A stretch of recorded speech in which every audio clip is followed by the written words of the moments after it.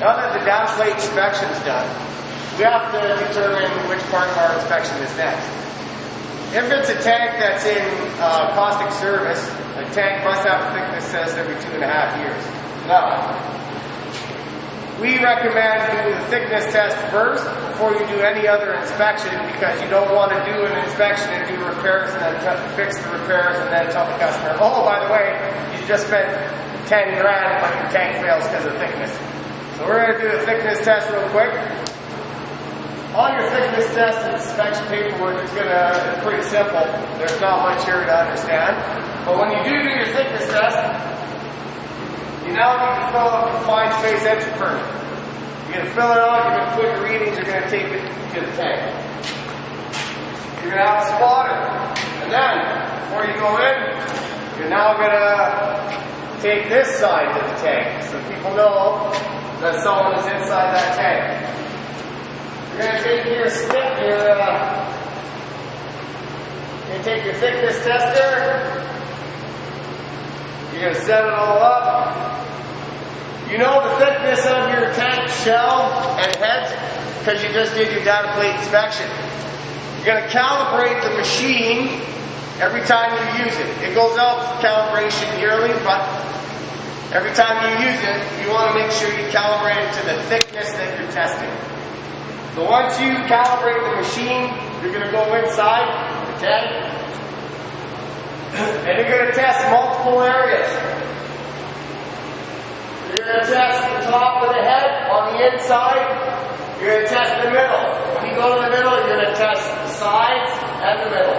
You're going to do the bottom. You're going to do 3 spots on the bottom. Then you're going to do down the belly of the tank.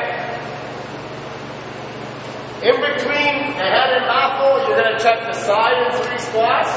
You're going to check the floor in 3 spots. You're going to check the roof in 3 spots. And you're going to go to the next compartment. You're going to continue to do that in 3 spots, both sides, top and bottom, throughout the whole tank. Meanwhile, you're documenting the readings.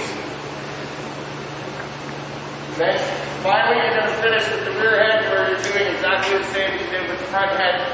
Top, 3 in the middle, 3 on the bottom. Once you have your readings and they're documented, you're going to come out of the tank. You're going to document your readings here, and then you're going to compare them to the thicknesses that you found on your data plate inspection. Wherever I put that form. It's here somewhere. There it is. When you did your data plate inspection, it would have told you what your manufactured thicknesses were, but most importantly, it tells you what your minimum is. You compare your minimum to your readings. If this tank in any stage has reached that minimum thickness, this tank is no longer viable for service. If it isn't, then this tank is good to now inspect and continue on for service. When doing your thickness test, I forgot to mention that you need to check your outlets. All outlets outside the tank, so the manhole collar, the sump, any